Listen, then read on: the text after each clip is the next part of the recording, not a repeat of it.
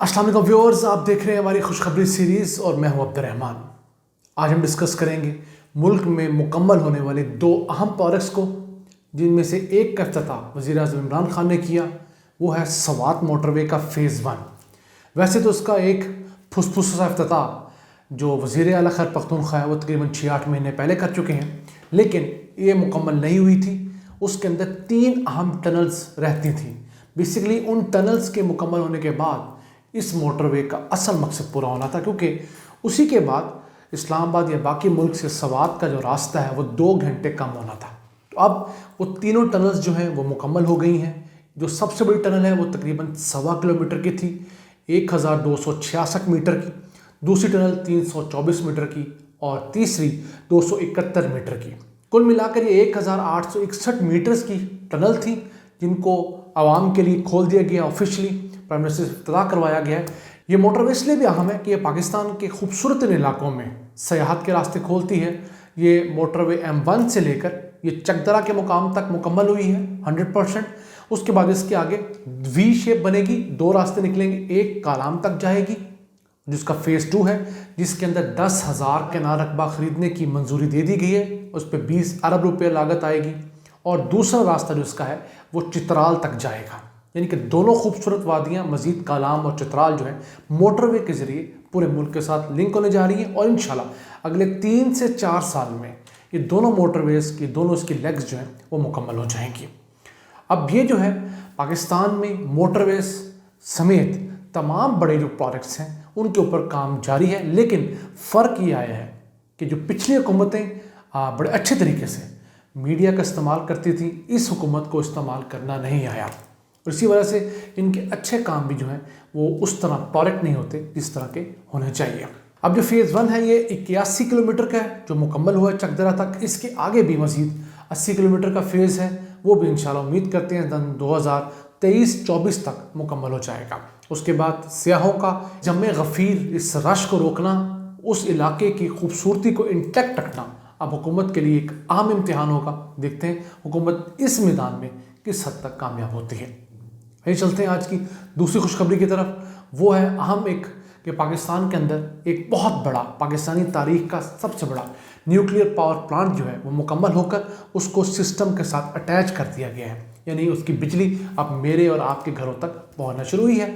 ये जो प्लांट है ये K2 कहलाता है, कैनप 2 कराची के अंदर लगा है।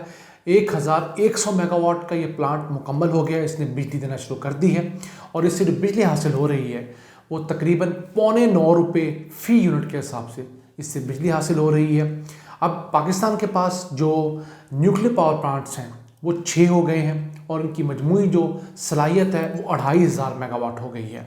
पाकिस्तान का प्लान ये है कि इंशाल्लाह अगले 10 सालों के दौरान इस 2500 की कैपेसिटी को बढ़ाकर पाकिस्तान इसको 8800 मेगावाट तक ले जाए। एक और पावर प्लांट जो इसी साल इंशाल्लाह जो बड़ा न्यूक्लियर है वो मुकम्मल होने जा रहा है 1100 मेगावाट का ही, वो कराची 3 है, K3। वो इंशाल्लाह ताला दिसंबर सन 2021 तक मुकम्मल हो जाएगा। तो पाकिस्तान में न्यूक्लियर क्यों ज़रूरी है वो हम डिस्कस करना चाहेंगे। पाकिस्तान मुस्लिम दुनिया का पहला मुल्क था जिसने न्यूक्लियर पावर प्लांट लगाया था 1972 में। मुस्लिम दुनिया में हम आज भी सबसे आगे हैं और पाकिस्तान ही सबसे पहला न्यूक्लियर रिएक्टर लगाने वाला मुल्क था। ये अयूब दौर में हुआ, जो 1972 में पहला ये न्यूक्लियर पावर प्लांट कंप्लीट हुआ था कैनप 1।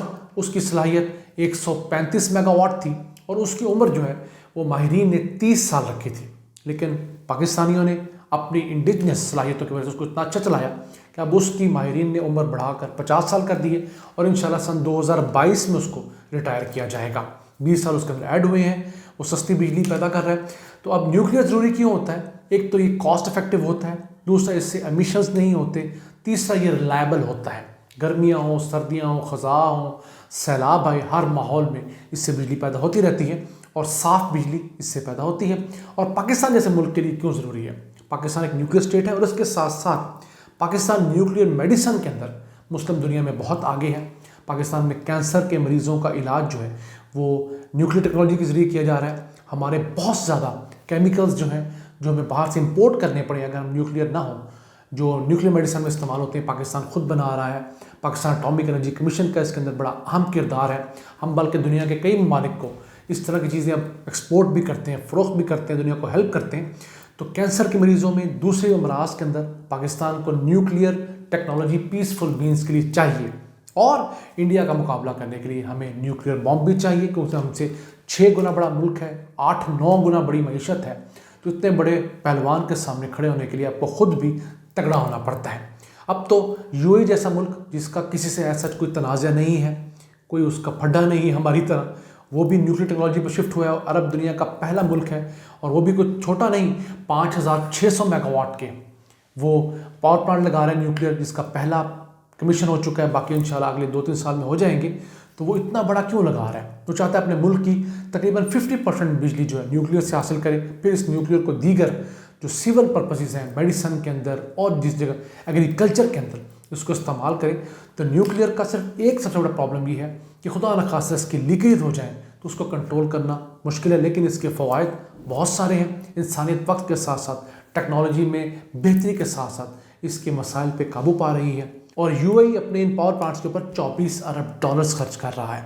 यूएई के पास दुनिया के 5 बड़े तेल के ज़खायर हैं और सूरज का एक बहुत बड़ा ज़ख़ीरा उनके पास है कि वहाँ पर सलाहियत है, सहरा है, लेकिन इसके बावजूद वो न्यूक्लियर पर अगर शिफ्ट हुए हैं और 24 अरब डॉलर्स लगा रहे हैं तो बेवकूफ़ी करने वाले नहीं हैं, वो इसके बहुत सारे फ़वाइद देख रहे हैं। तो हर टेक्नोलॉजी के फ़ायदे भी होते हैं, नुकसानात भी।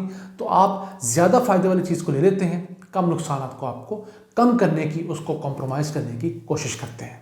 पाकिस्तान जैसा मुल्क माशाल्लाह आज भी पूरी मुस्लिम दुनिया में ना सिर्फ एटम बम के अंदर बल्कि इसके सिविल इस्तेमाल के अंदर भी, न्यूक्लियर मेडिसिन के अंदर, एग्रीकल्चर के अंदर मुस्लिम दुनिया में सबसे आगे है।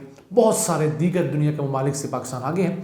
तो हमें चाहिए कि हम इस तरह की टेक्नोलॉजीज़ को मज़ीद फ़रोग़ दें, उनसे इस्तिफ़ादा करें और पाकिस्तान को दुनिया में एक अपना जो खोया हुआ मकाम था उसको वापस दिलवाएं। न्यूक्लियर किस कदर चीप है तो मैं आपको वैसे ही एक उसका आइडिया देता चलूँ कि 1 किलोग्राम जो फ्यूल पड़ता है जो न्यूक्लियर पावर प्लांट के अंदर, वो 34 साल के लिए काफ़ी होता है एक घर के लिए। यानी कि 1 किलो से एक घर की 34 साल की बिजली की ज़रूरियात पूरी की जा सकती हैं। और इस पावर प्लांट को बार बार रीफ़िल करने की ज़रूरत नहीं होती, ये 1.5 से 2 साल बाद रीफ़िल होता है। इस पर बहुत सारे दोस्त कहते हैं जब सोलर है, विंड है तो आपको न्यूक्लियर क्यों चाहिए? तो सोलर रात के टाइम नहीं होता, विंड जब हवा नहीं होती उस वक्त नहीं होता, पन बिजली गर्मियों में ज़्यादा होती है, सर्दियों में कम होती है। तो इसी तरह बहुत सारी एनर्जी हर वक्त अवेलेबल नहीं होती। न्यूक्लियर एनर्जी ऐसी है, ये आपको 1.5-2 साल मुसलसल अवेलेबल रहती है। फिर आप 10-15 दिन के लिए एक पॉज लेते हैं जब आपको फिजिबल लगता है, उस दौरान आप इसके अंदर नई फ्यूलिंग करते हैं, फिर आपका 1.5-2 साल निकल जाते हैं। तो ये एक रिलायबल सोर्स है जिसके ऊपर आप तकिया कर सकते हैं कि मेरे पास ये सोर्स तो मुसलसल बिजली देता रहेगा, चाहे ख़ज़ां हो, बहार हो, बारिशें हों ना हो। तो हर हिसाब से पाकिस्तान को इस जैसे प्रोजेक्ट्स जो हैं वो इंशाल्लाह फ्यूचर में बहुत मदद देंगे। हम उम्मीद करते हैं कि हमारे दीगर प्रोजेक्ट्स जो हैं वो भी जल्द जल्द मुकम्मल हों और हम भी एक खुददार और ख़ुद कफ़ील मुल्क बन के दुनिया के नक्शे पर उभर सकें। इन अल्फाज के साथ अपने मेज़बान अब्दुर्रहमान को इजाज़त दीजिए। अल्लाह निगहबान।